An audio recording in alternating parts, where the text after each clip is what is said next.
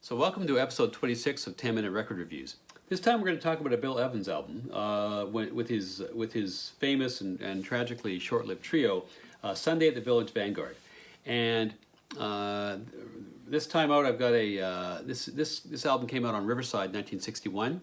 I have a much more recent original jazz classics reissue. I don't know what date exactly. It's very hard to determine, but sounds pretty good. Although I still have ambition to go and find an earlier version of this. They're not cheap.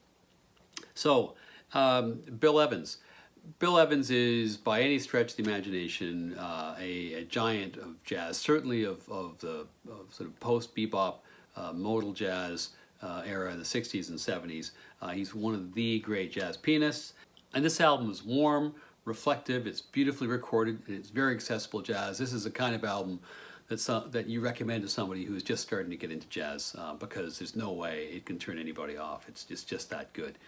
This is a live album, but coming from an era when a lot of jazz tracks were just sort of laid down, effectively live in the studio.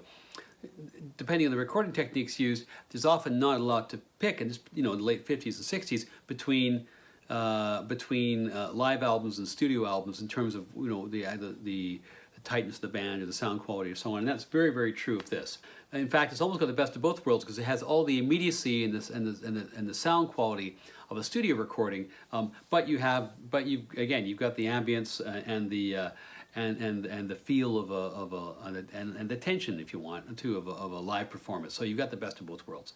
You can hear everything here in terms of if you've been to the Village Vanguard in New York, which I was fortunate to do earlier this year, actually, in a bit of a pilgrimage, you'll know that the stage at the Village Vanguard narrows down to, it's kind of a funny layout in this basement, and it narrows down to kind of a triangular point.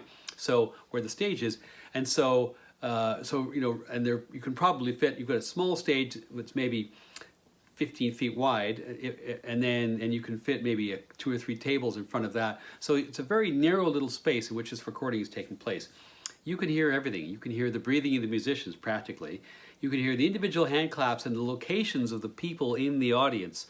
Through the recording, thanks to the magic of stereo, you can hear drunk people talking all the way through the performance, which is what people in clubs do.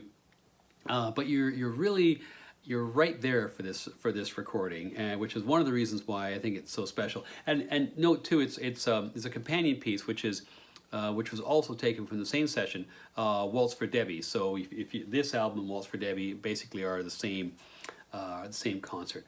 Or certainly the same run of performances at the club.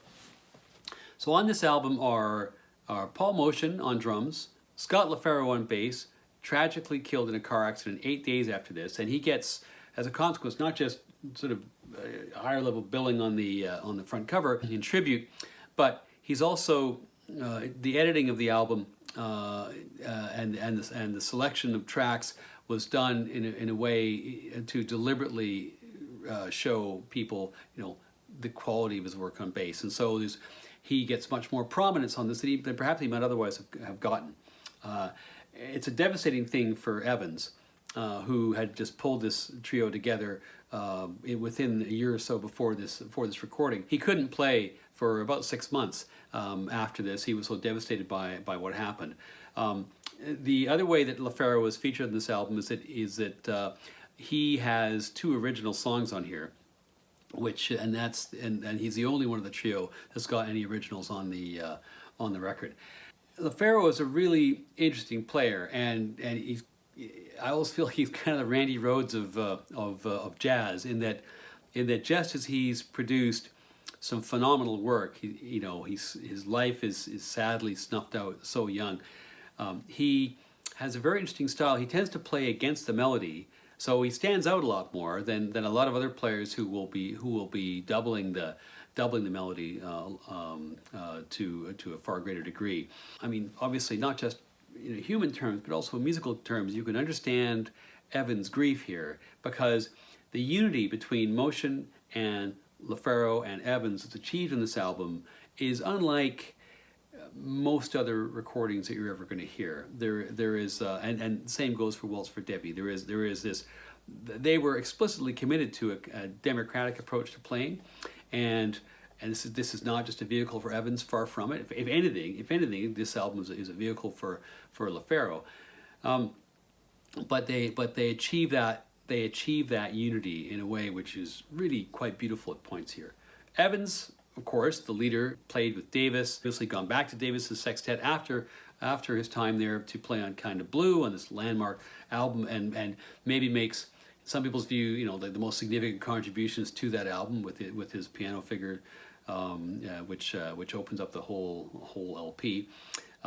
Now he's stepping out with this trio, and again, there's this commitment to equality in the playing, which doesn't mean that there isn't featured playing. There's plenty of that, right? There's lots of interesting solo work here, but I still find when you sit back and you think about this record, the soloing completely, for me, takes a back seat to the group expression, and there are lots of different times when you feel that they're all three stretching, all three kind of reaching out, and yet they're totally bound together at the same time. It's really quite impressive. So in terms of the music, it kicks off with the LaFaro composition "Glorious Step," which opens the album, totally sets the mood for the whole performance, I guess, on the night, and hence for the album.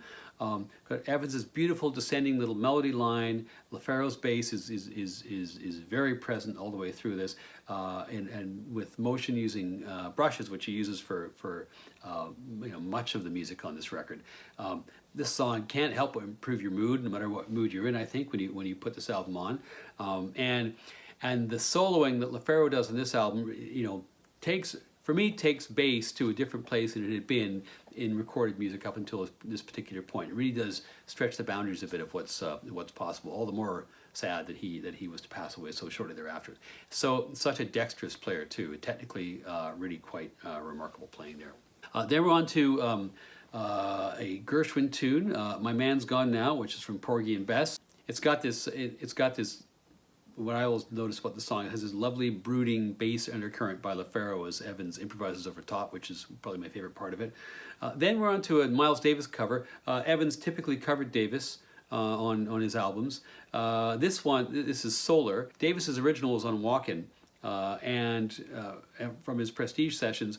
And he never really went back. Davis would often go back and re-record and revisit his earlier 50s songs. Never did this with Solar, and this is probably the best known version of the song as a consequence.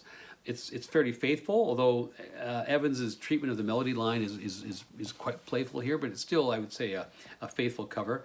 There's a little more soloing here than you have on the rest of the album in general, and both Motion and LaFaro have got some excellent moments just towards the end of the track. Side 2 starts with a Disney movie song cover, "Alice in Wonderland," which was on the animated film score, which for Alice in Wonderland, which had come out shortly before.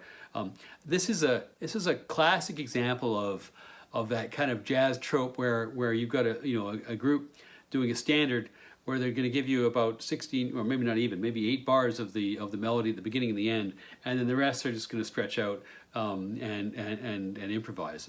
Thankfully, because I don't think I'm that wild about the original tune, but the playing on here is just excellent. It's a great example of them being on the same wavelength. Maybe the best example is points in this particular track. Then a Cole Porter tune, another Broadway tune from the Broadway musical Silk Stockings. It's a song called "All of You." It's got a moody beginning, but then it quickly gets into a really sort of swinging sort of body of the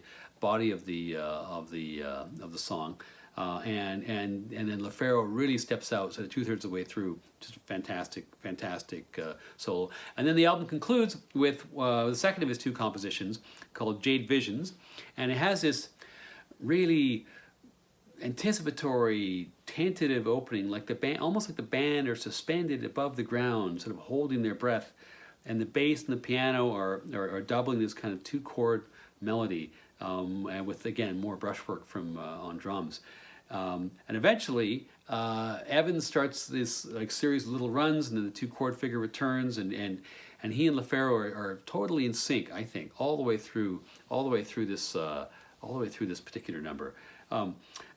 then at the very end, there's this kind of weird splicing where the audience applause suddenly come, as the song is softly, gently diminishing.